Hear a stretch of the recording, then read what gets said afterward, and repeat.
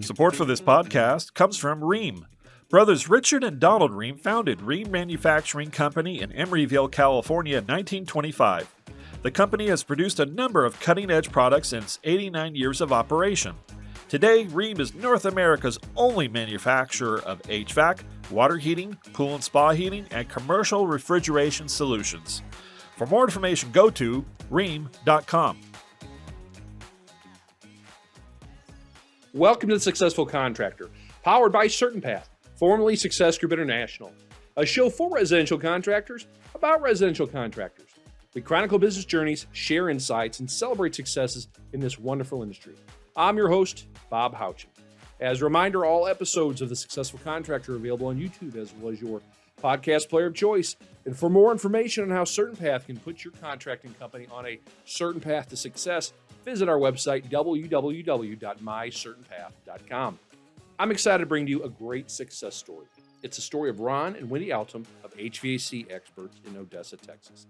The Altoms have accomplished so much in a relatively short period of time, from only generating around $500,000 in sales or so in 2018 and losing money, to generating more than $4.5 million at a strong double-digit net profit in 2022. Best of all, Ron and Wendy have gone from working long, frustrating hours to being able to leave their company for weeks at a time, knowing they have a phenomenal team to keep it running properly and profitably. As you'll hear, this hasn't been an easy journey. They've invested a lot of time and effort into improving, and it started by getting the right people in place with the right values. And it's been accelerated by Ron and Wendy putting an emphasis on getting better, not just bigger. And in becoming more operationally efficient, something crazy happened. The revenue, along with their profitability, increased.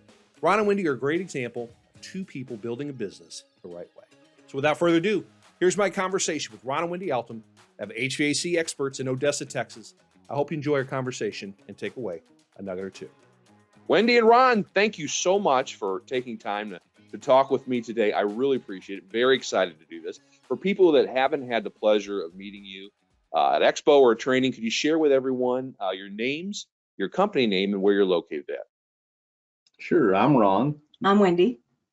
Very good. And your company? Yep. HVAC experts. We're located in Odessa, Texas. We serve all of West Texas. So very good. Kind of that beautiful West Texas. Mm-hmm. Now, how far? Yeah, you mentioned serving all of West Texas. How far will you guys go on service calls and appointments? We go all the way as north as Lubbock. If you know Texas, that'll help you. We've almost gotten all the way as far as El Paso, and then as far south as Presidio. So we have a pretty big range. We do a lot of oil field work, so that allows us to venture out into those areas, and we've kind of got pockets of men who live in those areas that work for us. So they'll just go right from that area. They won't come into the office necessarily. It'll service that area.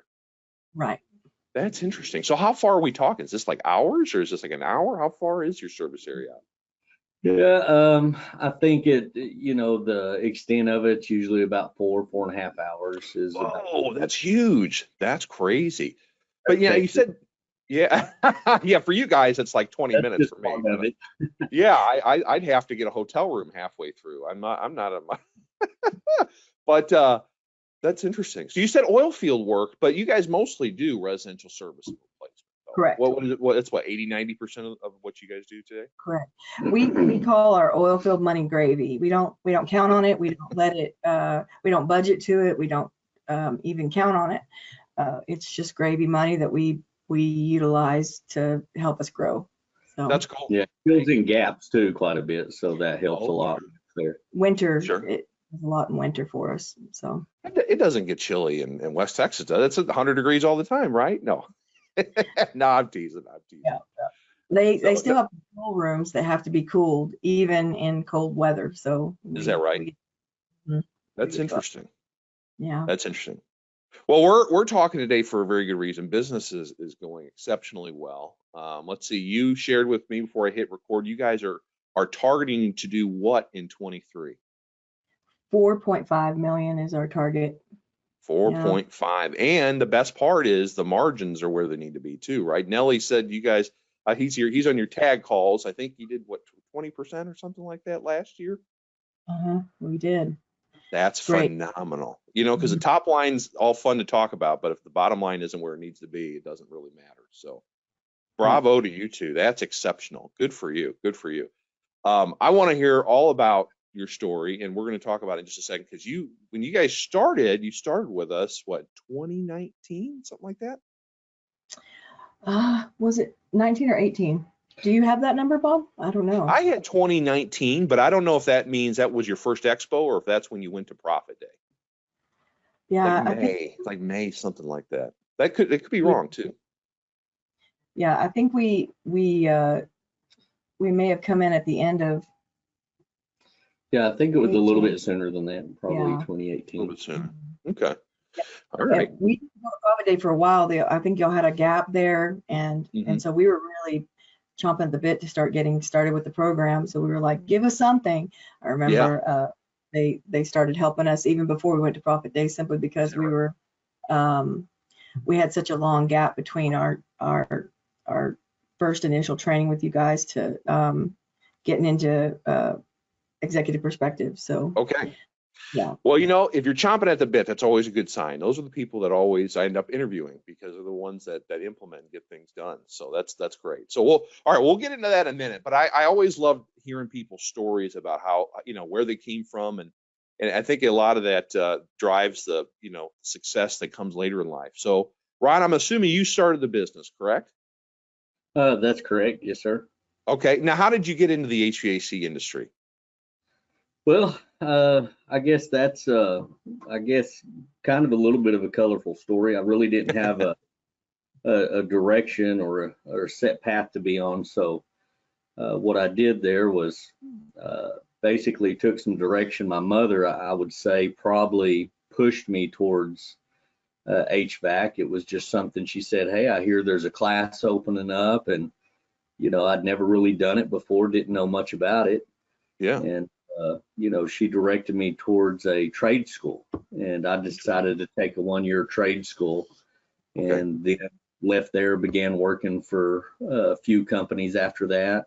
And later on, didn't really know what I wanted to do. Wasn't sure if I wanted to continue doing that. Kind of did some looking around and thought, well, you know, out of everything I've done, I think I'm better at this than I am at anything. So, you know, I just stuck with it. And then later I just decided, you know, this is a career path and this is something I want to go ahead and do.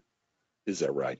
Now, why did you decide to start your own business rather than just go work for somebody the whole time? Well, I felt like while I was working for another company, I felt like I was, you know, and this is kind of, there's been a lot of humbling experiences since these thoughts, however, but I thought, you know, I'm doing quite a bit, you know, in the role I'm playing right now. I almost feel like I could probably start my own company. And I kept looking at all the people that had started their own businesses and thinking, well, what sets them apart from me? You know, what's the distinct difference between them and me? And I just kept seeing this line on the floor. And I just said, the only thing different is they just stepped on the other side of the line. There's not really anything special there other than just that little bit of courage to take that one step and just say, well, if it can be done and I can see it's being done, then why can't I do it? That's interesting. Crossed that line and said, well, whatever's on the other side of the line, I guess I'll encounter it. And that's I did. Something else. That's what year was that? Experiences show up. I'm stepping over that line and get a slice of humble pie on the other side. So so what year was that when you started? That was 2006. 2006. Okay, very good. Now, were you always doing like residential service and replacement before, or were you doing all sorts of different types of HVAC work back then? It was a little bit of a mixture, but mostly residential. So, you know, that's really what I specialized in to begin with. Okay. Now, when you launched HVAC Experts, was it always called HVAC Experts, by the way, or were you just Ron in a truck at first? It was HVAC Experts from the very beginning. Yeah. There you go. Good. You had the foresight to get a good name, so that's great. Was it just friends? What's that? It took us a little bit to pick the name. I mean, it wasn't just real quick. You know, we kicked it around and we couldn't. It wasn't really what we wanted, but we couldn't dispute it. We just kept thinking, well, out of all the things that we've came up with, you know, I can find fault with all of them, but I just can't find anything wrong with it, even though I might not have picked it myself. And so it just stuck. It just stuck. Well, that's all right. It's a good one. That's a good one to be stuck with. So now, how did you start? I mean, was it just friends and family, or you know, how did you find initial business? Well, I think a lot of it was just friends and family and referrals. You know, people Okay. like, well, if you ever start your own, you get people putting a bug in your ear, and saying, I'd do business with you. The reason I use the company that you're at now is because of you. If you weren't there, Yeah. I probably wouldn't use them. Yeah, that's interesting. Yeah. It kind of drove me forward to think, well, maybe this is something I should entertain. Yeah, that's interesting. Now, Wendy, you shared off camera. You guys, you don't have a traditional HVAC background. You started in education. You were a principal. Kind of share with everyone your background a little bit. I was an educator for about 8 years, and then after that, I became a trainer of trainers. So I trained teachers. That was my job, is to go in and be a trainer of them, and I did that for about, I guess, 10 years, and then I got my master's right when I met Ron, and I was a principal for just a year, and then he said his office manager left him, and he said, would I come help him that summer? And I was off, so I did. Summer. Yeah. Yeah. Got you in the summer when you had a little downtime and set the hooks in. And after we had such a successful summer, he was like, I need you to stay. And I said, well, you can't afford me. And he said, watch me. And so it worked out. That's great. That's great. So you guys, what year was that then when you started? That was 2017. 2017. Right. Okay. Yeah. And now, how did you guys meet, by the way? On Match.com. Match.com. I've got a lot of friends actually got married through Match.com. That's great. The internet's a good place in some ways. What's that? Yeah. We were like a super match or something, and we both had given up. We were done with it. We were probably going to turn off our logins. Yeah, that was funny. I was just so done with it. Like, this thing doesn't work. This is ridiculous. I was ready to turn it off, and then it was just like that very morning, we just started a conversation one day, and then it just kind of continued on and said, hey, within a week, I was like, it's time we need to meet, Yeah.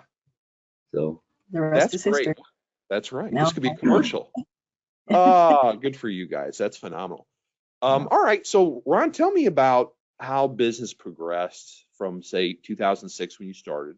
And then I think you finally found us in like 2018, 2019, we talked about. So was it just a steady grow, or had you gotten to a certain level and then you kind of just hit a ceiling, or, well, how would you put it? Well, I would say for about the first 5 years, it was a little bit of a steady growth. Yeah. But it wasn't anything monumental by any means. It was slow, but steady. And, I've always felt like there's nothing wrong with that. There's a lot of good things about, growing at the right speed, having a good foundation and making sure everything works before you start to get bigger. Yeah.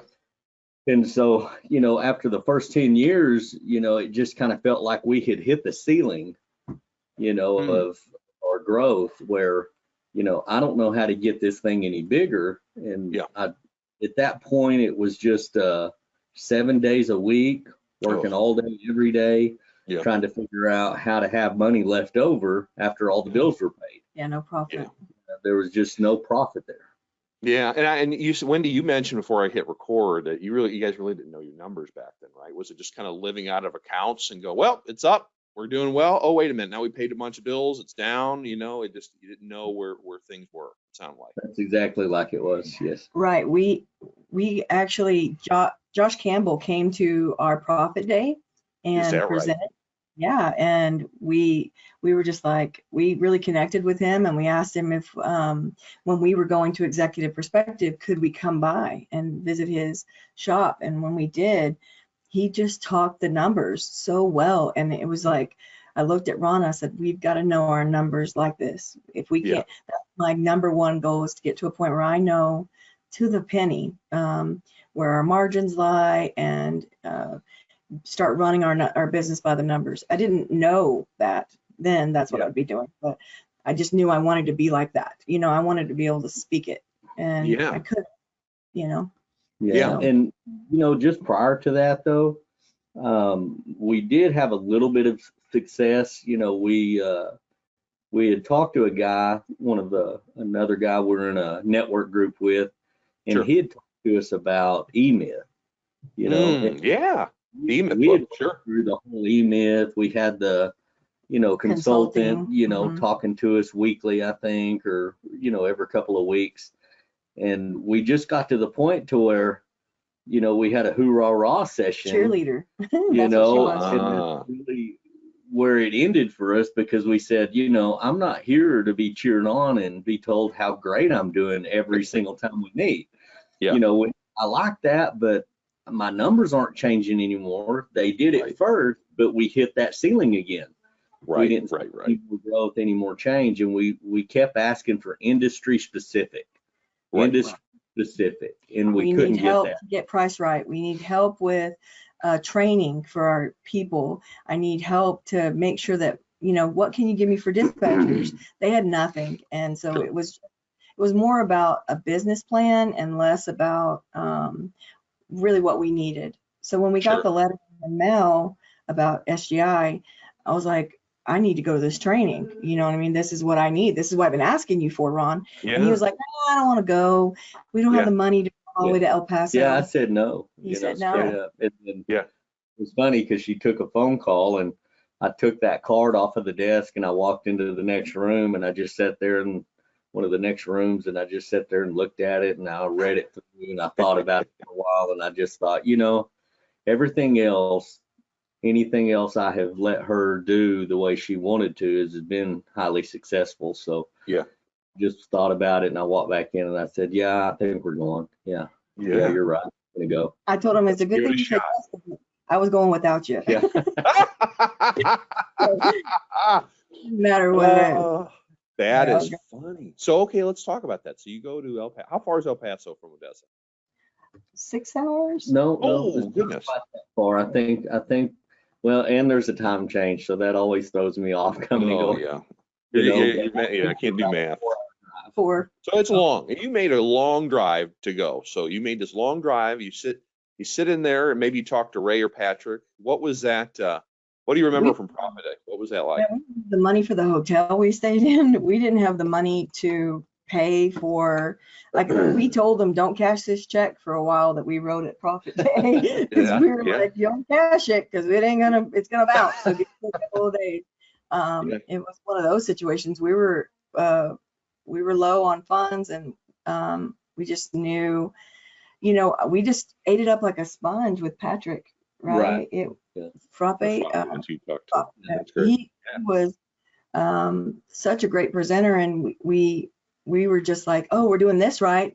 It was a lot of confirmation for us that we were doing a lot of things right, and there was a lot of things we weren't doing. And for us, it was like, aha, you know, oh my gosh, we need to, it opened our eyes and made us realize that this was what we were looking for. And there was something that Patrick said in that meeting, and I've never forgotten it to this day. I mean, it just really impacted me, because even prior to even me meeting Wendy, I had a company call me one time, and they said that they were looking to do some kind of a merger with companies in my area. Acquisition, And you know, I thought, well, how interesting is that somebody's interested in our company, and why? You know, so I kind of entertained that for a little bit. And as I got more into it, the company was called AirServe. And as I got more into that and listening to him, you know, I started asking questions. Well, how does that work if, you know, we're doing this thing that you're talking about us doing, and then all of a sudden I just feel like, you know, this is not going the way I want it to go, or, you know, I'm having a disagreement. And they said, well, you could always exit at that time. And I realized, so I built this business that they're going to exit me out of if we have a disagreement of sorts. And I thought, I didn't just build this so that somebody could walk in and then just take something over that's up and running with all this clientele. And so I called the guy on the phone, And I told him, I said, look, I appreciate the offer that you made me. I appreciate everything that you've done thus far, but I'm not going to be going to the conference that you're having in Dallas. You know, what you're doing there. I'm not going to go, so I'm going to go ahead and gracefully bow out of that. And that guy got very angry with me. And that guy said, this is something you are going to regret. I promise you, you will regret this. Oh, wow. And I remember when we had the meeting with Patrick that day, Patrick said, you know, companies like AirServe, no problem. I'm going to teach you how to, you know, be far and above and beyond and ahead of companies like this, like this, like this. And I thought, you know, I'm in, you know. You get the right thing. Tell me how much I'm going to regret this. And then I see their presence in our area. And Patrick told me that. I thought, well, you show me how to do this and we're on board, you know. That's cool. I'm not looking to take anybody down, but I'm definitely not looking to be taught lesson either. So for me, it was, my brother works in the restaurant industry. He does a repair of equipment there within the industry, like stoves and stuff like that. Well, I asked him if he knew about our company, and he said, no, I've never heard of them. And I thought, so then I asked some more people, and they'd never heard of us, and I asked some more people, and they had never heard of us. And I said, well, I'm going to change that. And that became my goal, is to make it to where everybody knew who HVAC experts were. And so that kind of drove me to, because it, you know, I wanted it to be a success for Ron, you know. And now we're really a competitor in the industry. People, you know, names that everybody knows, we're right up there with them, and we have the same amount of reviews.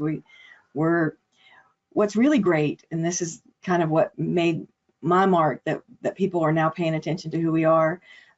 We had a salesman go out on a sales call, and one of our competitors, a big competitor, like in an area, one of the top three, we're one of the top three now, but one of the top three in the area came, and they had an entire flyer in their pamphlet about why not to use us. What? And that's I was like, crazy. They're paying attention to us, and now I'll say made such an impact that they care enough to put a negative flyer in their I was gonna say, talk about some negative selling. Jeez, I'd ask someone to leave immediately if you did anything like that. I'll be honest. That's my thought is, I don't want anybody to talk I instruct my competitor, my salesman, not to say anything negative about a competitor. That's a turnoff. Our morals are not in that lane, and so it's great that they're doing that to themselves. I think they're shooting themselves in the foot. That's interesting. And so for me, it was kind of like, hey, but you've arrived. Well, I was gonna say, Ron, you can send this interview to that guy if you remember his name right afterwards. We can say hi. I've got a feeling they kind of remember, and they I think that company, it's strange, they haven't done well. You know, at first they did, but I can see the struggles that they have, and I've heard lots of, you know, stories from some of their hands, but, you know, it didn't happen the way they thought it would happen. That's interesting.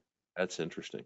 All right, so you guys, you had Profit Day, you go to Executive Perspective. You mentioned you had visited Rescue Air with Josh's operation.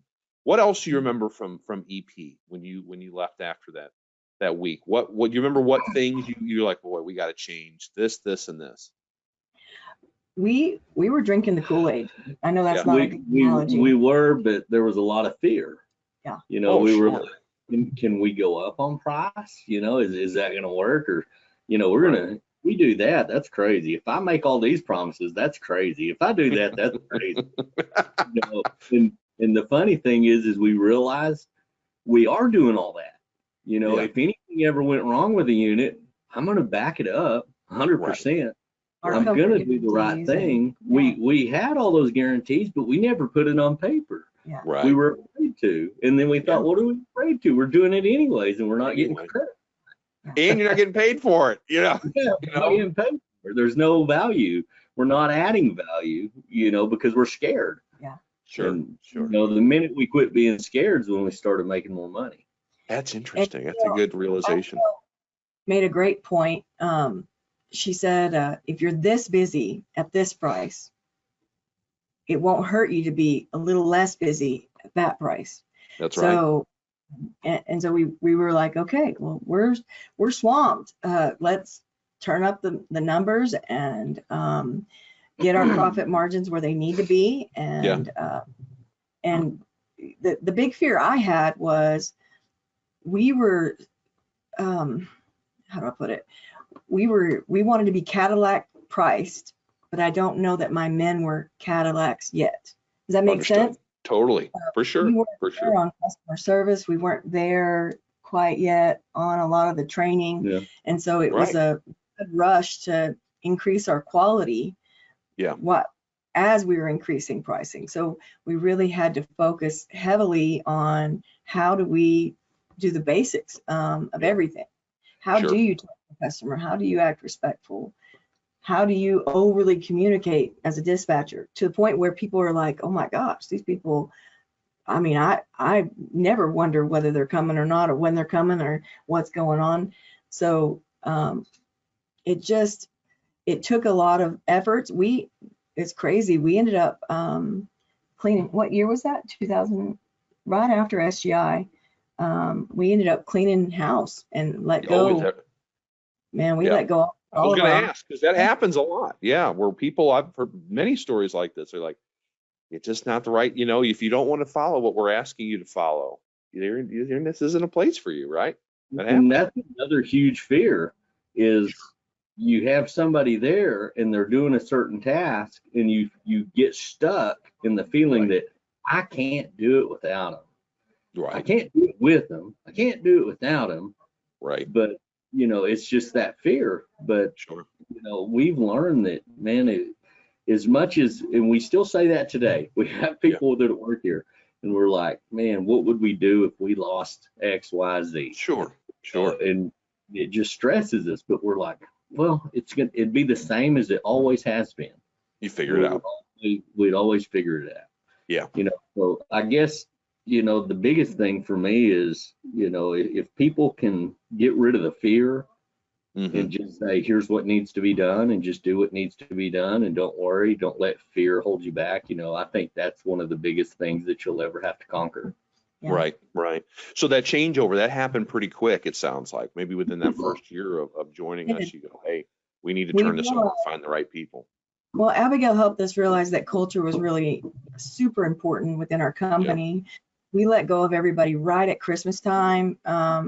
We had a mass exodus on quitting. It was kind of a big, a lot of the office staff left us. Is that right? Yeah, they just didn't want to start building, do a deemer. They didn't want to do the work that it was going to take to run a lot of the numbers the way we needed to. We had a lot of just unprofitable office time where we were just sitting around, and it was like we've got this big motivation. We got a dispatch software and we were able to start the numbers, and I couldn't get my staff to jump on board, and so they left, and we got really good at hiring. Is that right? So what did you do? How did you get better at hiring? We really focused on, we talked to Abigail. We did a lot of conversations on, what questions are we asking and how are we getting to the meat of the morals of everything. After Expo, we heard a lot from Milestone on the things that they said in their interview. We actually began to create a presentation to where we talk about who we are, where our morals and values, because we have we're a Christian-based company, and we talk about that in the interview. You don't have to believe in God to work here, but it sure does help if you do, and be talking to those who do, because we will pray in every meeting. That's what we do. We want that family feeling, and that's super important to us. And so culture began, we veered away from the basics and, hitting every dot in every I and hitting all that like that, and moved more towards culture. Yeah. And when we made culture shift, we spent a whole December, I think, researching culture and how can we make our culture better. What's that funny right? is that the following Expo was all about culture. I don't know if you remember Yeah. that. Yeah. And so then we're like, oh, well, look, we're already going this route. Yeah. Anyway, so that just became a big focus for us. And we started asking the right questions and really diving in and hiring slow and firing quick, Yeah. you know. Yeah.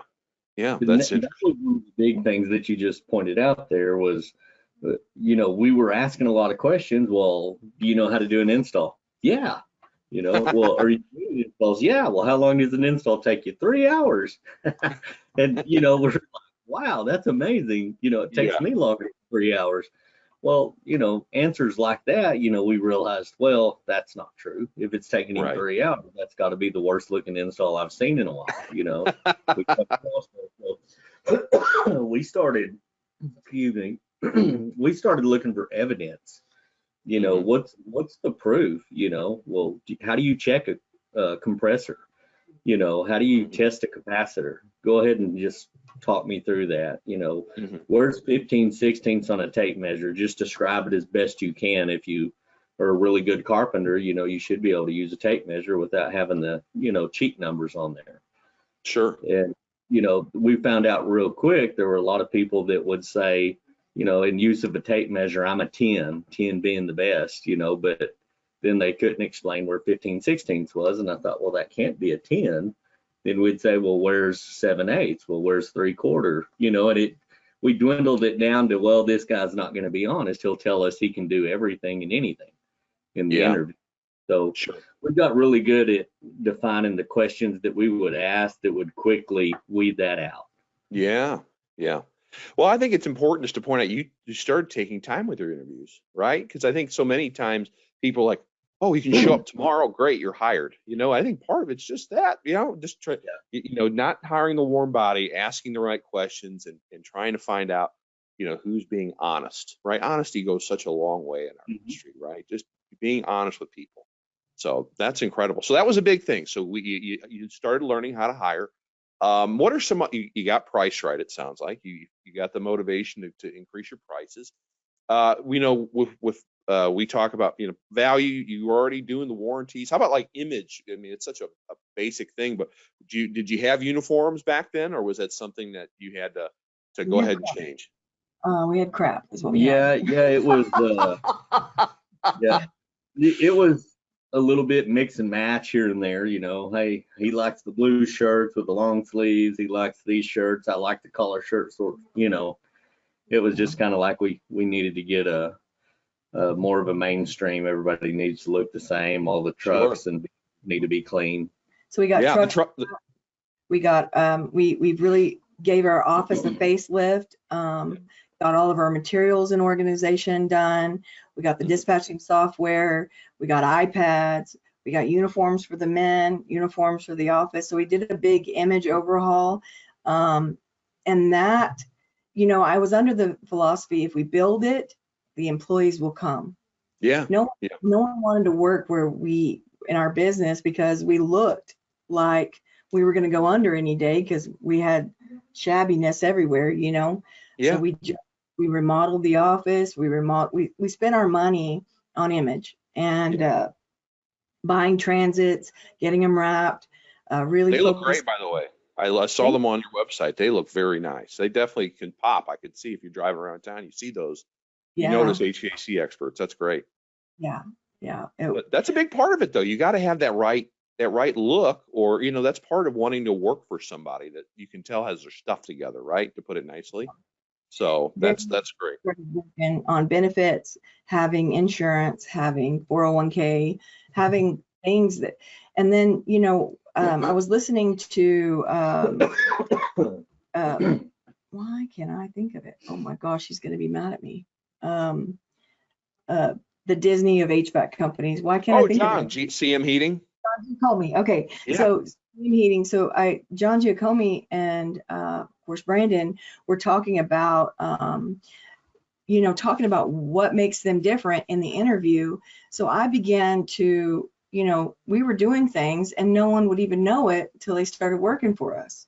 Sure. And so we began to create a presentation of what is it like to work here, and videoing our people and what they are saying about working here, getting statements from people on what they like to work here if they didn't want to be videoed, that kind of thing. And that, you know, all the culture motivation that we were moving towards and the things we were doing for culture, no one knew about it until they started working here. Yeah. Well, we started putting that on the job ad, putting that in the interview so that people could see that culture, that this is a great place to work. We're happy, we're family, and that, you know, that shifted a lot. I mean, people walk into our office and they hear laughing and giggling, and they're like, wow, this I can just tell this place is great. And so that hiring with the intent of culture really started changing things for us. And it sounds early, like you guys really got into that early on. You know, that was a priority, and that helped. I think it touches everything. It solves a lot of issues with the right people that are on board, because all of a sudden they can take on more tasks because they're good people, and you know they're going to get the job done right. It's not just all on your two shoulders to get everything implemented. Well, what I can tell you is our success right now is because of those people. It has nothing to do with Ron or I. We're at the helm of that ship, but I'm telling you, they're leading it, and they're pushing it, and they're doing all the work, and we just get to you know, be a part of it with them. We just have such a great group of people. I mean, most dedicated.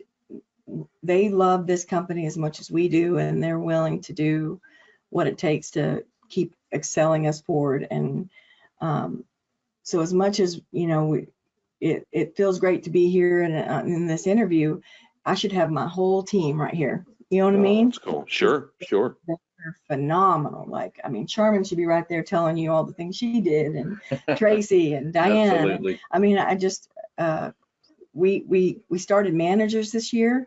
Well, the end of 2020. Ask about that. We got managed, and that has been phenomenal, because we can work on the business now. We're not working in the business, Right. working on it. And Yeah. Let's talk. You'll go ahead, Ron. I'm sorry. What was that?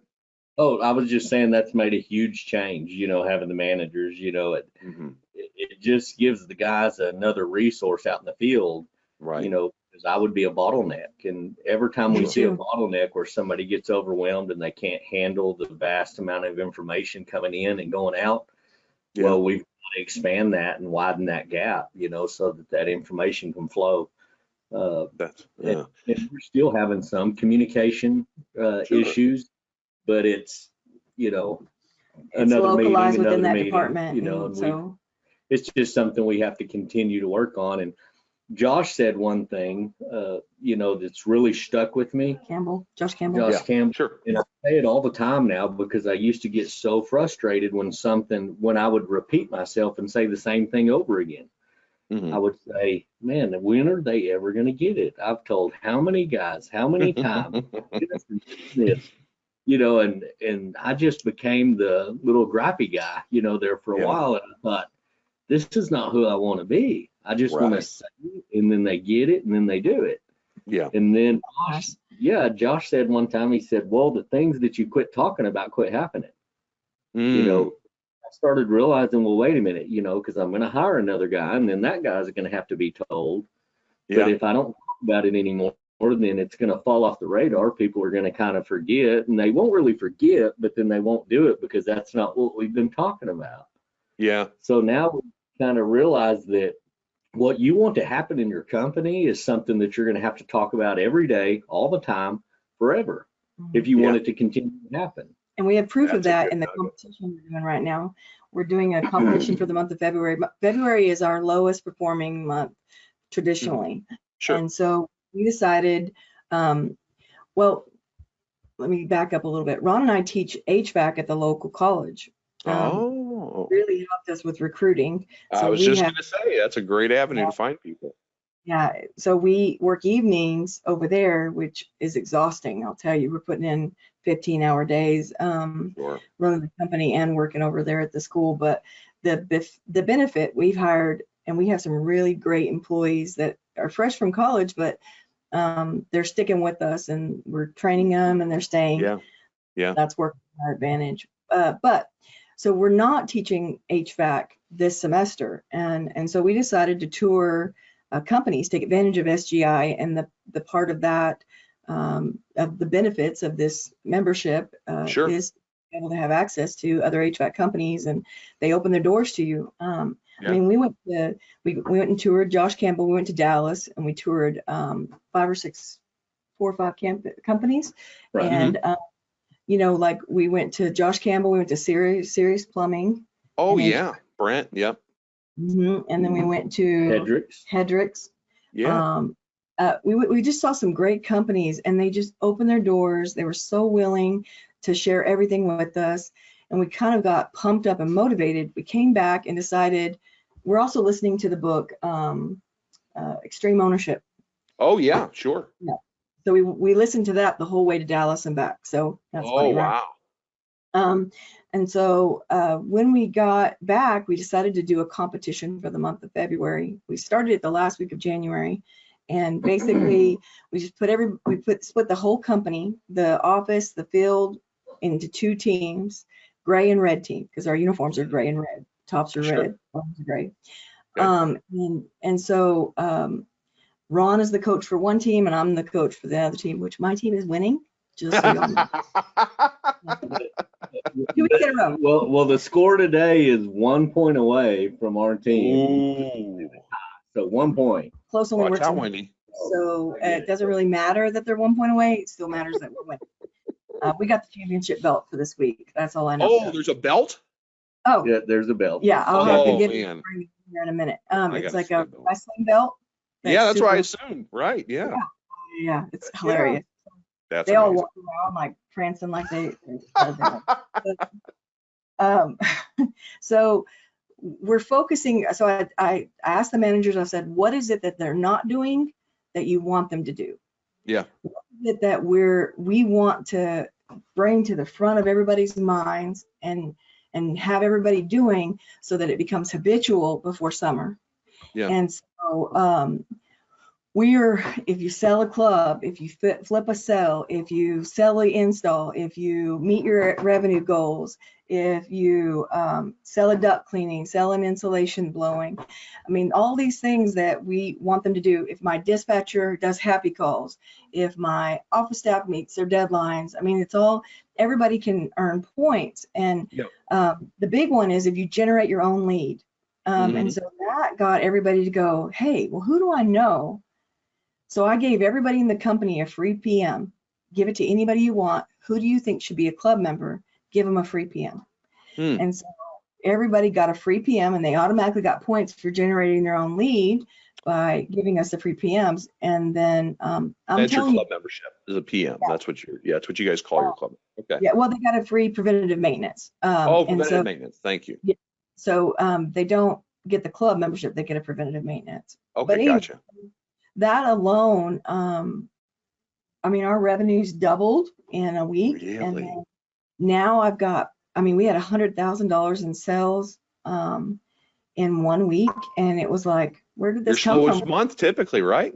Yes, and it was like, what is going on? And now we're looking to blow February out of the water because everybody's so motivated and so excited. And we're doing little things like if you put 3 estimates, good, better, best, and then you duplicate them and put a club on those good, better, best, then you get points. And it's just little habits like that we want them to do. If you get a picture of your red rug, you put it on there on the Service Titan, then you'll get a point. You'll get points. And so they're just pumped to do the things we expect them to do anyways. Yeah. But you're rewarding it though, making it fun. Yeah, but now they get points and they beat the other team. So they're gonna compete, beat the other team. Get the point. Yeah, everything's at the front of their mind. Now we're talking about the things we want them to do every day. They're talking about points. Did anybody sell a club? Did anybody do this? Did anybody get a red rug picture? And they're like, oh, I forgot to do the red rug. And that conversation now is like, oh my gosh, I better get my red rug. Do you have a red rug? Give it to me, borrow. I'm going over here. I need the red rug. And so it's like, I couldn't get them to take a picture of the red rug or even put it out of their van, much Yeah. less turn it into it cleaned. And now they're like fighting over them, and it's working. That's And cool. it was Ron's idea on the way back from Dallas. She's like, we should have a competition. I'm like, oh, don't tell me twice, because I'm competitive, you know. Sure, yeah, that's No. great. With me, nobody plays board games. Competitive, but Did you draw you know, names out of the hat? How did you figure out who's on whose team? I let my managers split them, and they were fighting over people, Oh. like, I want him, no, I want him. It was hilarious. And so I let them split them, and you know, they got their teams, and then everybody was like, oh, that's not fair, I can't believe it, I want to be on that team, I want to be with them. That's And funny. now they're just like, I'm not even talking to you, you're on the red team, you know. They're hilarious. They don't want to give up team secrets now on Yeah. what team Is you're that on. right? We have the the strategy. Phenomenal. meeting in 2 locations, and they have their war room, and they're talking about what they're going to do, and it's just hilarious. That's great. So you're the one tracking it though, I'm guessing, right? So that's a little added work, but well worth it. All my managers are tracking it, so everybody They're has a little tracking hand in it, and they have, in the morning meeting, they're submitting their points, so it's happening together. It's kind of like your KPI conversations. You should be happening every morning anyways. Well, now doing it, my managers are doing, which I couldn't get them to do. They just didn't feel comfortable talking about numbers. Well, now they're like, why haven't you met your revenue goal for the day? Come on now, I need you to, if you need help on how to upsell, let's talk about some different options that you can put on. And I'm like, where have these conversations been? This is phenomenal. So That's great. it's just working out great for us. And So what is so they get there's a championship belt, right? So when does that change hands? Like, is it a weekly thing? Like, hey, we're in first place, we get the belt. What other incentives are there to be in first place? Is there any compensation, or is it just fun? Just fun. And there's Just nothing fun. and we told them that the winning team would have a monetary reward. We haven't told them what it is yet. What we're trying to do is put enough capital aside to send the winning team to Expo in Washington. But we haven't told them that yet. Can you imagine us taking half of our company to Expo? That would be really neat. But we just got to, you know, we don't know if it's really doable, but it would be really neat. If they do it as well as they did last week, this week and next. Of course, we had a snowstorm this week with ice everywhere. Shut down our company for 3 days, and we're just running emergency calls. But so our revenue this week is not near as great as it should have been, as we had projected. But those things happen. So we're hoping that come next week we're going to really hit the ground running. We've got full week of installs. Everything's already booked up. So saying that February is really a big deal for us. We've never had an install every day in February, I'll tell you, much less multiple a day sometimes. So that's really cool. But so we're hoping by the end of February we'll have generated enough revenue in profit numbers that we can turn around and hand that profit to them and go to Expo, which would do nothing to grow them, which is going to help us anyway. So and my dispatch manager, she's like, we can't lose half the company and I was like, it's only a couple of days, it's not that big of a deal. They don't have to go to the Saturday thing, they can just go Thursday, Friday. I think it would work. I think we can make this happen. And so people do it. I know lots of members that do it. And boy, when the people come back, they are just firing because they're pumped up, right? That's the cool thing. They're drinking the Kool-Aid too, not just you, right? That's part of it. That's cool. Now I want to go ahead. My managers are like, well, I want to go to Expo. Well, I want to go to Expo. If that's even a possibility. We haven't told our staff, or only the managers know that that's a possibility, but they're chomping at the bit to win so they can go.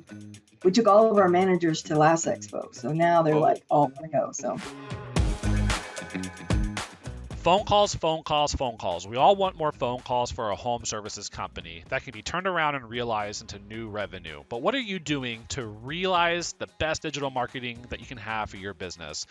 Reach out to redesign.co, strategically partnered with Certain Path, and work with over 110 Certain Path members and get a free digital marketing audit that will show you the way to better digital marketing better leads, and better revenue through digital marketing for your brand. We'll talk to you soon. That's redesign.co, strategically partnered with CertainPath. Yeah, I want to ask about your managers. So you said that was a big addition in 2022, right? Was the hiring, and then I saw on your website, I think you've got an install, a service manager. Maybe talk about them a little bit. What managers do you have right now on the team? With the whole "if you build it, they will come" kind of thing. Corey, our service manager, was with us from the beginning. And so he was one of our original techs that he was here when we went from non-SGI to SGI. And so he was on that original team. He's pretty much the only guy that's still here. He's it. He's the only one that made it through. Wow. Yeah, the rest of everybody else has left us besides Ron and I. Yeah. And now, and then we have Mike Castillo, who came from one of those big competitors. He came over from, and he was one of their long-term installers, and he came to us. And what he told us is he came to us because we were a Christian-based company, and he was tired of the morals and values of that other company. Interesting. He walked onto a site and said, "Hey, this compressor's not valved. I don't think I should change it." And the manager was like, "It's already sold. Just do it." Ooh. And I don't think that's right. And so that he started looking around. I met his wife. I hired his wife as a dispatcher. And then she was like, "Oh, my husband works for a competitor of ours." And I was like, "Really? I'd love to talk to him." And so she brought him in. And funny how that works. And, he doesn't work for her anymore, but he does. She decided to come back and be a stay-at-home mom. But that's all right. Yeah. Yeah. It was an amicable leaving, and there's some people have different goals in life. Sure. I think God brought her to us to bring Mike to us, and then she's still a part of our family, just not here every day. But yeah, so there's your service manager, your install manager. Are those your only two managers at this point? No, we have an office manager. He kind of runs a lot of the office side of things so that I can not have to. That's great. She also sits in a lot of the morning meetings. She kind of took over my role. Our goal is to get it to a point where this runs itself, so that we can open a plumbing division or another HVAC division in another area of the state. But so right now, so we have the office manager, then we have our dispatch manager, which is Charmin, and she's super dedicated. And she's a really big catalyst on things happening within the company. If you can get Charmin on board with it, she's going to drive it home. And then we have Diane, who was our dispatch manager. When we have in-house marketing, which is weird. I know a lot of us don't. But when I came on board, I knew marketing was going to be the key to our success. And so I began doing a lot of research myself to prepare for that.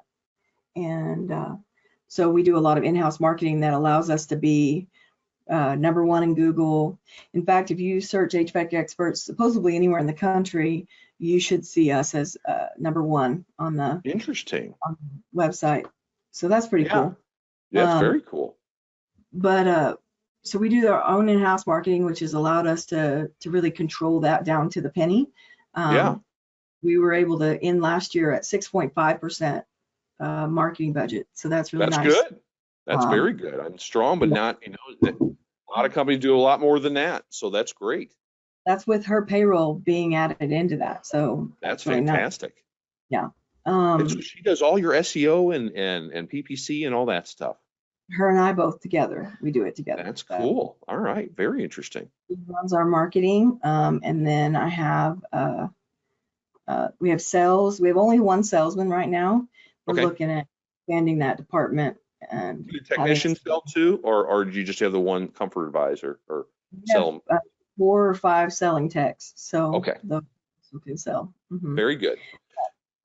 You have to earn to be a selling tech. So it's a step that we open up when we I got to ask, how do you what determines that they're given the ability to sell? Just a certain number of flips or clubs sold, or what's your process? The revenue on the truck, if they can prove that they can hit the revenue goals on their truck, and then we make them attend that SGI selling tech training. Got and it. then once they've attended that training and hit their revenue goals for a quarter, then they move into the ability to become a selling tech. We have a lot of young on our team because you know we're teaching college, so we get a lot of inevitably younger techs, but you know, they're working, they're doing it. We have one guy who we hired out of college who was 19, and he is going to end the year ready to be a selling tech. So that's fantastic. He's ready to go to the training. I just haven't done it with him yet. Yeah, that's great. That's incredible. So to the addition of these managers, it's a big benefit to you. Like you said, you guys are able to work on the business, but there's a lot of fear. I know from talking to people, you got to pay them, and can we do that? So what was the realization? How did you realize we just need to make this step? You know, what can you talk about that? What finally convinced you we just got to do it? It was a struggle to figure it out at first, but it all goes back to that bottleneck theory again. You know, when we feel like there's just too meetings to be had, you know, too many places to be all in one day, and you know, we just can't cover that. And then we've got employees that aren't getting their needs met. You know, they're running into struggles and they don't have anybody to talk to because I'm busy and I'm putting out fires. And that was another big deal is, you know, the minute it got to where now somebody else goes to put out fires and I'm not the one putting out fires. Now again, working on the business, but you know, somebody had to take over some of those duties that I was out there running around doing. Sure. For me, it was natural. Corey and Mike especially just naturally began leading. Corey began being the guy that all the guys called when they needed help. Sure. And so he was starting to flood in a lot of those phone calls. And I thought, man, I better compensate him for all of this extra that he's doing, because the calls for Ron started going down and the calls for Corey started going up. And I mean, we just saw it happening, and we knew he was moving into that leadership role, maturing and growing up and becoming the man he is now, who was aligned with our moral compass. Well, then when I came on board, he was like, hey, I'm seeing this issue and this issue and this issue. I'd love to fix them. Would you guys be okay with that? And we were like, go for it. And so he just naturally came in and started changing things and fixing problems that we had. And he was so good with the guys, and they just, I mean, within a month, they all started following him and respecting him, and he was leading them. And so for me, it was obvious, like, this is what we do.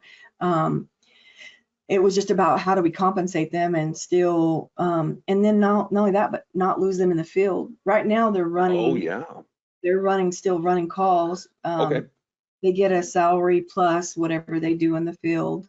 And so they're really at the point, I think, where they need to be pulled fully into the office. I don't know that we have too many calls for that still. So when we get more hires going, then I can pull them out of the field and they'll be more able to be here.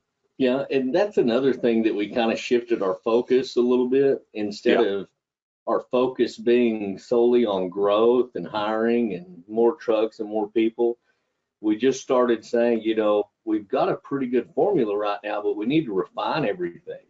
That's smart. Yeah. We need to take everything exactly where we're at, not do one more step in growth, but we need to make everybody perfect at everything they do. And growth happen as a result. Yeah. And growth happen as a result. Yeah.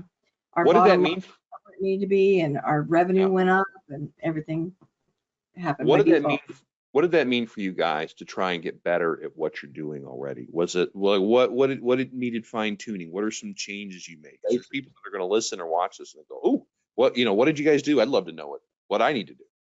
We went to Expo and we took all our managers, and our managers went through all those trainings, and they were like, I think what we need to do, everybody was saying it, and they all had it written down there. We had those little silver books that came back from Expo. Oh, and they were writing in them. Everybody had written Got one somewhere. right here. Yeah. We need to get back to the basics and, make that perfect service call, get our revenue numbers where we want them to be, fine tune, comb our bills so that we can make sure that bottom line is where it needs to be. Where are our expenditures going? Tracking that month to month. Are we hitting our budgets?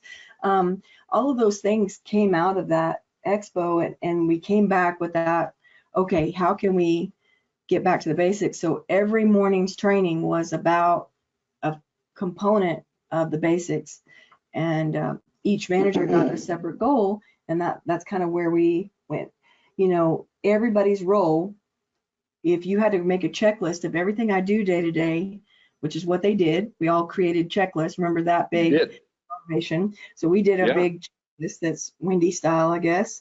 And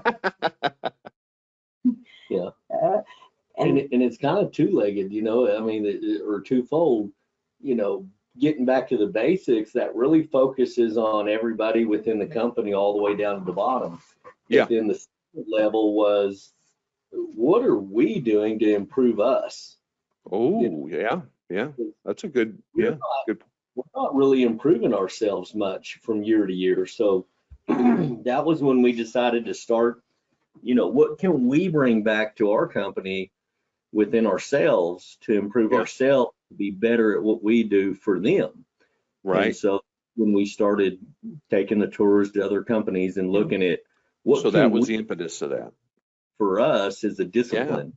And reading books and getting advice from those companies on books they've read, in addition to practices and procedures they're doing. But and then focusing on leading like we want our employees to lead. So really looking in the mirror and saying, am I the kind of leader?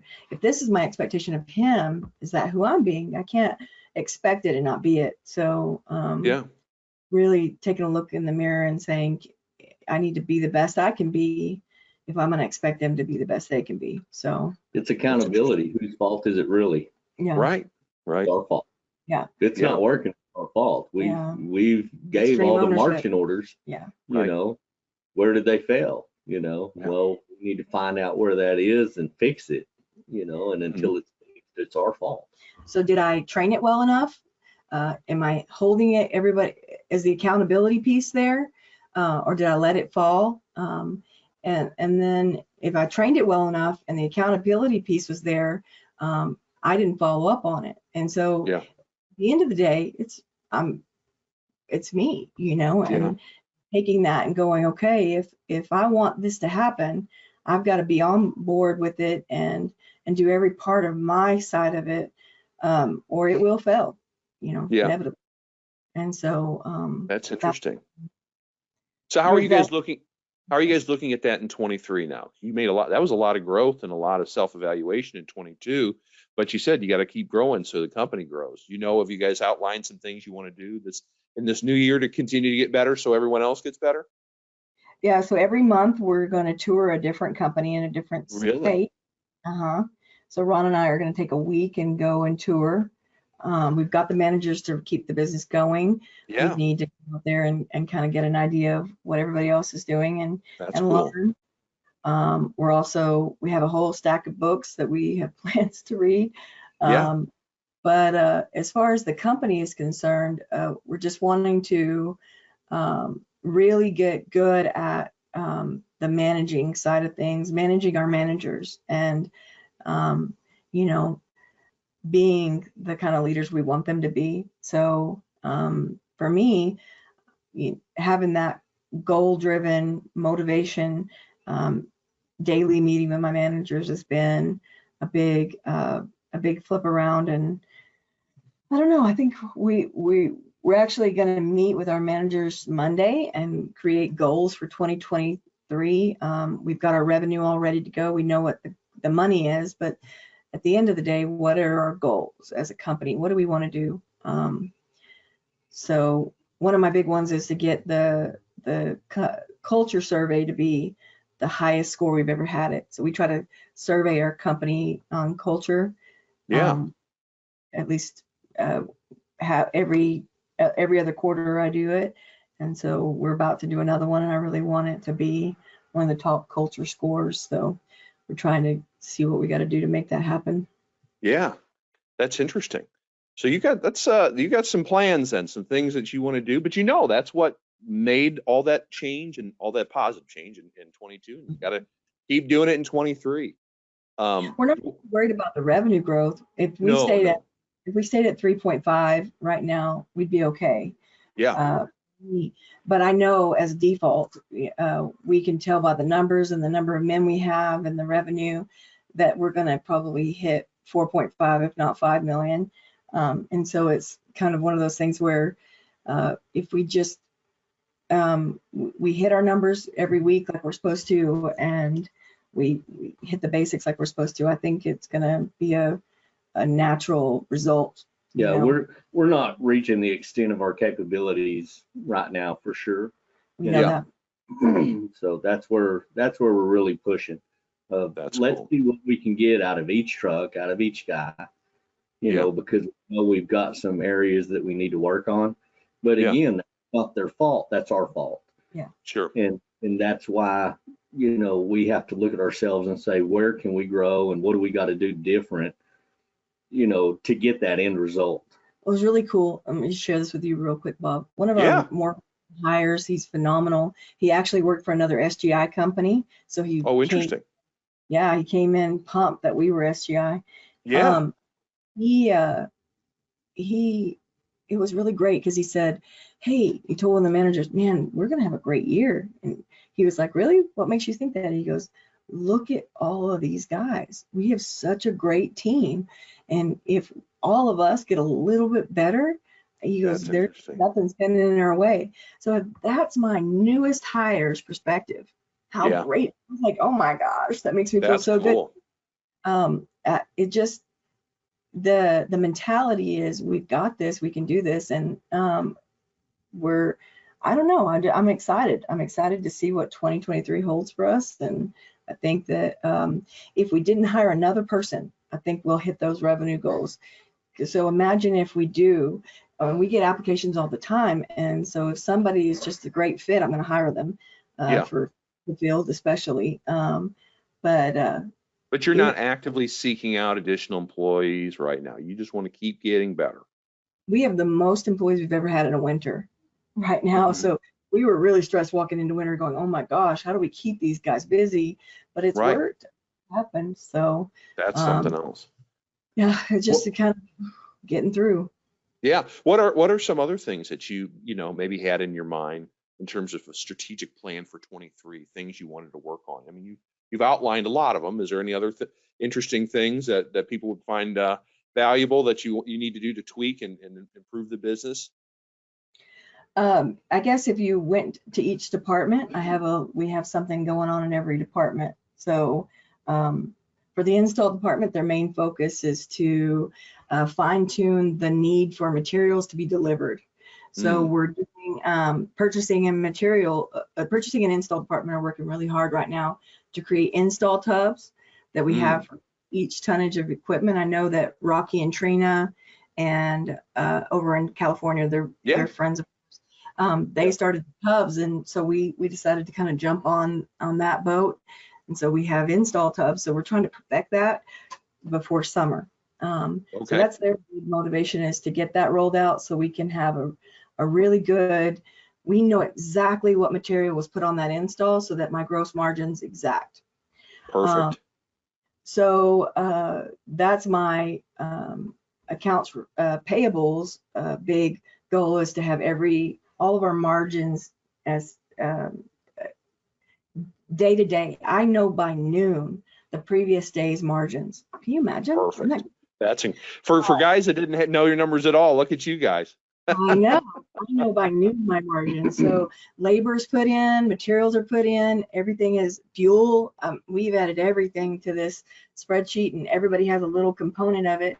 All of it gets put in, and by noon, I know my market. I know everything from the previous day and where we hit it, so I can quickly shift something or twist something. Every single install, I get a job costing analysis from it, so I know the margins for that install to the penny. Yeah. So that's kind of, we're fine tuning that. That's what we're doing there, is just to get everything perfected. So that way we're hitting that noon number constantly. And so I can make decisions based on that. And then I'm going to start training my office manager on what that means. What does decision mean based on what you see on that report? Dispatch, they're, I don't know if you want me to keep going, Bob. No, keep going, because this is good. These are good nuggets. And I know it's over an hour, but I'll wrap you up soon. But these are good nuggets. These are good nuggets. Okay. For dispatch, what we're focusing on with them is to, what does that debrief, that perfect debrief look like? We're fine tuning it so that, we have guys calling in for every debrief, which was a big 2022 focus. Now let's focus on perfecting that debrief and making it to where our guys are, it's just a natural habitual thing to call in and have that conversation. And my dispatch manager is really editing that so that way it's perfected.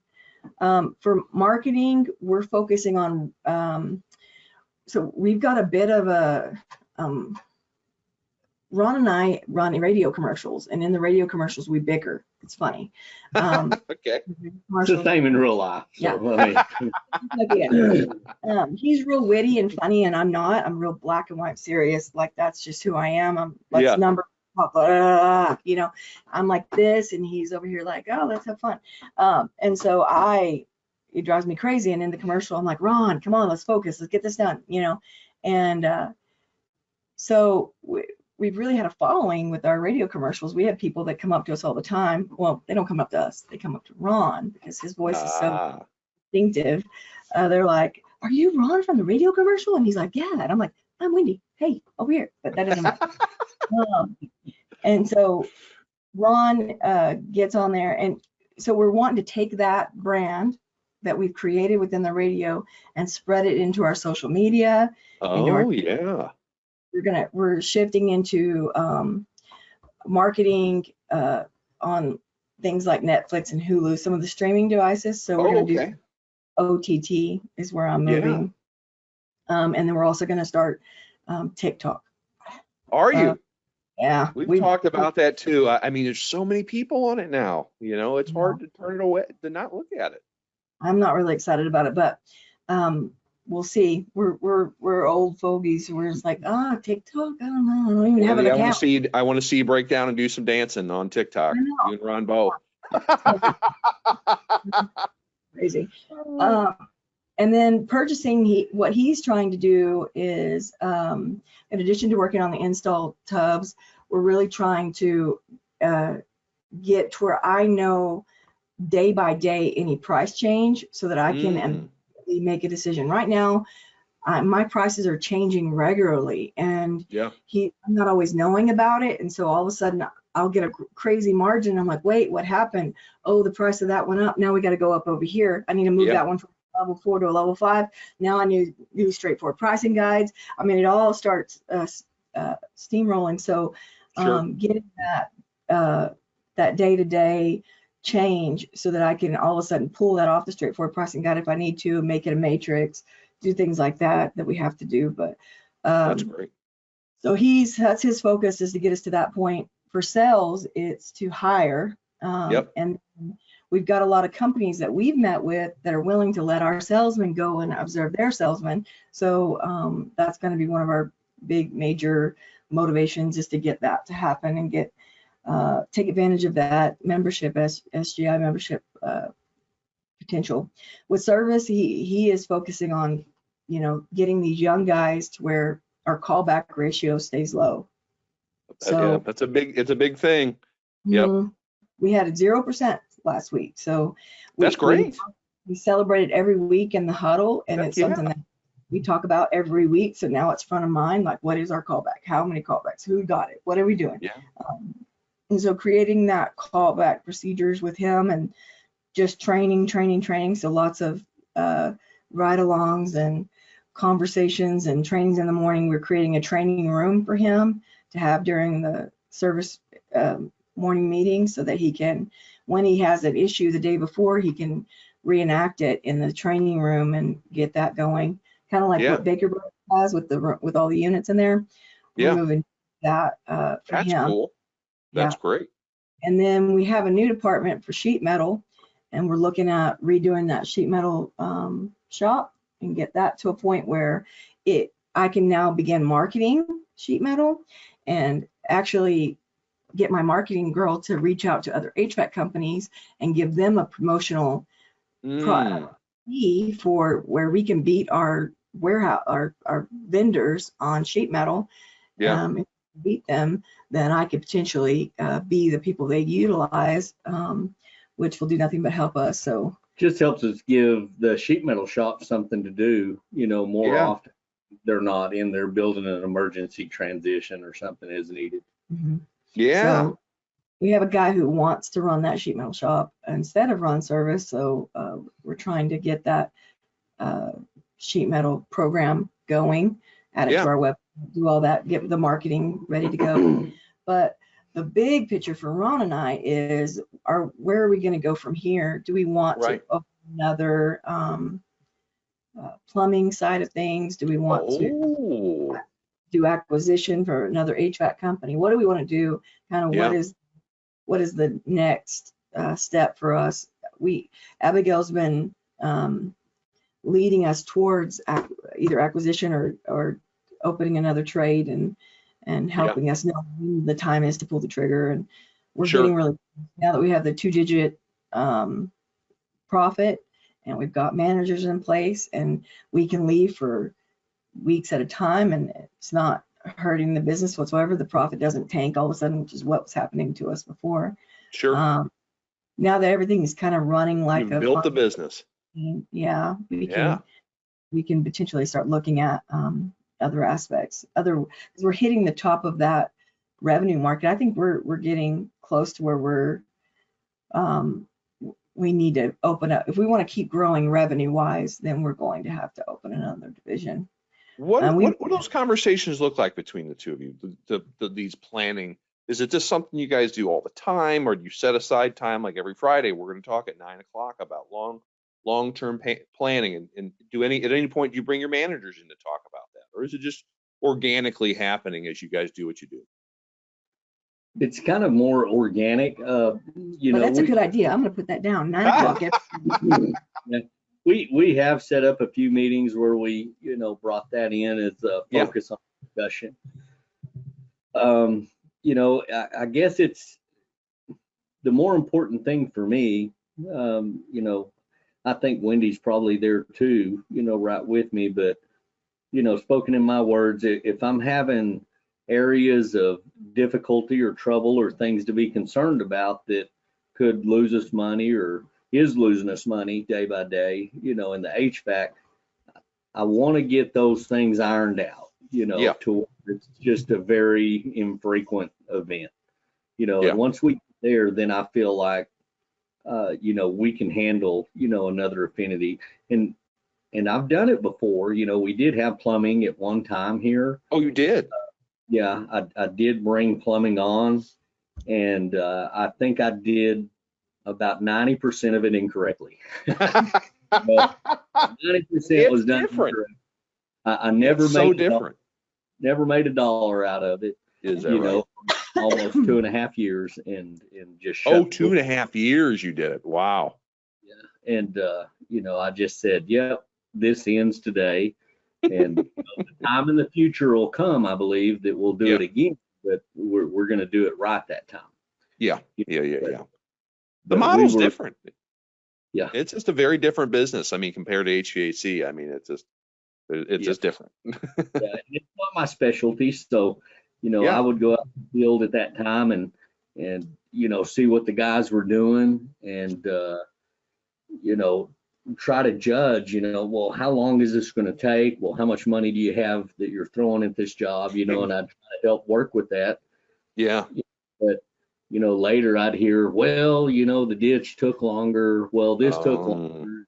Then I'd have one guy on the job and one guy disappeared somewhere, and one guy on the job and the other guy's disappeared now. And it was back and forth. Yeah. And there was a lot of things going on. I ended up losing like 30 faucets out of the parts room all in 1 month, and don't know where they went. It was just a lot of stuff happening. Sure. And so, when you're too busy with one thing, you're not going to be able to watch it. So I've got to get it to where that's something that we can watch, so that the minute something starts happening, we catch it right away. Well, you're in a place with the managers, and I mean, you can dedicate a lot of because that's what it takes. You start a new division, you just got to sink all your time into it, and that's just what happens. But at least you're in a position now with that additional staff, they can keep the HVAC rolling, and then you can help them as need be. But I think life's a lot different now as compared to whenever that was. Yeah, right. It is. So, It definitely is. Yeah. That's Back at that time, a lot of people don't know, but I was the dispatcher, I was the sales comfort advisor, I was the install, I was the service staff. you were it all. Yeah, I did the taxes, paid the sales tax when I had time to do the math. And then when I came on, I was the office manager, accounts payable, account receivable, dispatcher, helper on the field. I went out and helped. Did it all, and now we don't have to. You just replace yourselves. I feel like we've met that point of success that I saw that I was reaching towards, which was Ron doesn't have to work all the time. 7 days a week, he never had a day off. I remember the first day off he took, and I was like, oh, this is amazing. We don't have to work today, Isn't that something? And now I haven't had the phones, and I don't even know how long. They won't even let me have them. They're like, no, we don't want you to take them. They're very possessive. You're gonna mess it up. They want it done right. They want it done right. What? That is cool. That's very cool that they take that much ownership, that they see it as their business, not just working for somebody. That means you got the right people for sure. Oh That's man, very cool. I can't even tell you. If I had to say one thing, we have the best people, and they've done such amazing things. We got lucky. I don't know if we hired well or we got lucky or God just with us the whole time. There's a lot of God in there. Yeah. There's a lot of God in there. We just amazing team. They make it. He blesses those who bless themselves. You guys have put a lot of hard work and time into making sure you get the right people in front of you, and then hired the right people. So it's a testament to what you guys have done as well. It's incredible. I mean, it's quite the journey. What we're talking 5 years, 4 years, something like that. Think of how much everything's changed, and it's not that long a time. It really isn't. It really isn't. Yeah, to go from 350,000 to 3.5 million in that many years, the growth pains have been extreme. It's just like I call Abigail. I'm like, oh my gosh, what do we do? I've never had experience this before. And she's like, okay, right. I'm so excited for this. Let's do it. And he's just a great coach too. So. She's a great person. Yeah, good, really, really good person. Friend too. I counter one of those people. That's fantastic. Just kind of in wrapping up, I just kind of to put a cherry on top. What would you say? We get a lot of people that listen and watch this now that are not members. Any kind of advice you maybe pitch them about join the family, come be a part. What has it meant to you guys? I think for us it's made it to where we reached that level of success we dreamed about. You know what I mean? And it was all the tools SGI has given us all the tools we need. All we have to do is utilize them, and those tools is what we searched for that whole time we were going through the E-Myth thing, and we found them. We said that to ourselves, if we're going to do this, we're going to do it 100%. We're not going to only do half of, we'll only use a straightforward pricing guide, or we'll only do that. No, we're going to all in. And we went all in, And we said, if we go all in and it still doesn't work, then we'll close the membership. But You guys went all in, and it's worked. yes, it allowed for us to have days off. It allows for us to travel. We took 2 weeks and went to Maine. Is that right? That's cool. Yeah. Oh man, it was wonderful. 2 weeks off. Yeah. Ron, you're working 7 days a week, 15-hour plus days. Yeah. And our business made profit during. And you're making money. Yeah. That's pretty cool. Ron, what's it feel like? Yeah. It's great. How about you? What do you think? How do you feel after looking back at all this? Well, for me, I guess philosophically, I guess it's more like everybody's got that line right in front of them. Just step across it and don't be afraid. Yeah. Are you going to make mistakes? Absolutely. Are you going to make Sure. lots of mistakes? Yes. But make them quickly and move on. Yeah. Step across that line, because the longer you just stay where you're at, that's the longer you'll stay where you're at. That's Mhm. true. You got to make that one step. Yeah. Growth happens through pain and problems, right? I mean, we got to solve them, and then look what happens afterwards. Yeah. You guys are certainly a testament to that. Yeah, and one of the things I learned about that growth and the pain is the pain's always there. It's just a different pain. That's a good point. The more you grow, the pain's not going to go away. The growth pains, you're going to continue to grow. You're going to continue to find things that, well, that didn't work the way I thought it would. Well, let's look at it. Everybody sit down. Let's talk about it. Let's fix it. And we're either continuing to do it, or we're stopping it, or we're going to revise it. What are we going to do? Make that decision, move forward again. But there's always going to be something. You fix all the problems you have today, and you'll have 10 new ones tomorrow. Yeah. And that's so completely the truth. We thought when we were at 350,000, if we could just get to 1 million, Right. it would be so much better. We have all these problems. We got to 1 million. We have all these problems, and we're like, these are different problems. They're new Never problems. What is But going you sleep on? better at night, though. Sleep better at night when you know you're making money. I'm going to tell you right now. Yeah, you don't have to worry about payroll or what the bank account looks like or anything like that. Whether we get a paycheck or not. Right. That's a big deal. Man, But you guys have just a tremendous story. I really am deeply thankful that you took so much time with me to share it. I feel like we just started talking. It's well over an hour. So I hope I didn't affect any appointments you had after this, but I just can't thank you enough for all your time and being so open and sharing. Really, really appreciate you guys coming on the show today. we appreciate Well, thank you. All right. And I look forward to seeing you at Expo soon. Yes. Yes, we will. with some team members with you in tow. 12 people will be coming with us. I don't know, maybe. Yeah. That's With a exciting. championship belt. Yeah. Well, I can't. Yeah, I got to at least see a picture of this belt when I see it at Expo. That's amazing. Where do you get a belt at? On Amazon? It's on Kate's desk. Are you gonna grab it? Oh, he's gonna go grab it. Oh, yeah, we brought it up. We got to end the show with the championship belt. That's funny. No one needs to jump off the top buckle though. We don't need any injuries. Yeah. No. Yeah, I can imagine.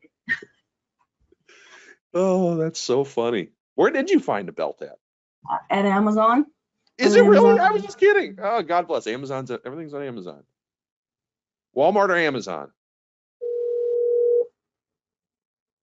Yeah, Amazon. It's crazy. It's right there in the corner under the TV. Look up at the top. Oh, I see it. Okay. Bye. He couldn't see it. It came with like a little stand that it can sit on and kind of be You're a plaque. kidding So he couldn't It's tell hot, that. Yeah, she puts it. So it goes on the dispatcher's team's desk. So Oh, everyone sees it coming in the office then. right. So which No. team is? Mm. Here he comes. It's crazy. It weighs about 5 pounds. It's heavy. Yeah. Is that right? Holy No. cow! That thing that's legit. Yeah. It's not. Wow. It's heavy. This is gold plate, like Yeah. gold, Jeez. not gold, but it's metal. Yeah, and these are lab-made stones, made in a lab. My gosh, you didn't cheap out. You got some nice thing right there. So That's cool. Hey, everything's better in Texas, right? So there you go. They're so proud to carry that around with them. It's hilarious. Get an arm workout. Careful, Ron. Don't throw your back out. Oh, goodness gracious. Yeah. That's But awesome. it's Well, good. hilarious. Well, guys, hey, again, really appreciate all your time. Looking forward to seeing you in DC, and have a great rest of your day and a great weekend. Well, You too, Bob. Thank you Thank so you. much, Bob. All right, All right. take care. Bye-bye. That's Ron and Wendy Altom of HVAC Experts in Odessa, Texas. I hope you've enjoyed today's show. If so, please like and subscribe on YouTube. If we're on your favorite podcast player, please leave us a 5-star review. The 2 seconds you take to leave a review will help other success-minded contractors like you find us and hopefully get a little bit better, which elevates our entire industry. And please join me for future episodes. This has been The Successful Contractor, powered by Certain Path. Support for this podcast comes from Synchrony. Ever wonder how to calculate your true cost of financing and how to fit the price of financing into your business and pricing for products and services? In Synchrony's new and improved Toolbox website, you can easily calculate your cost of credit, view educational videos, and learn more about Synchrony's digital tools. Simply go to toolbox.syf.com to explore and learn more. The Successful Contractor Podcast is part of the Certain Path family. Certain Path builds successful home service businesses and has for 23 years. We do it by providing contractors with a proven path to success, professional coaching, software solutions, and a member community of over 1,000 contractors just like you. Doubling your sales with a 20% net profit and an inspiring company culture is all possible. Let us show you the way. With Certain Path, success is made certain. Visit www.mycertainpath.com for more information.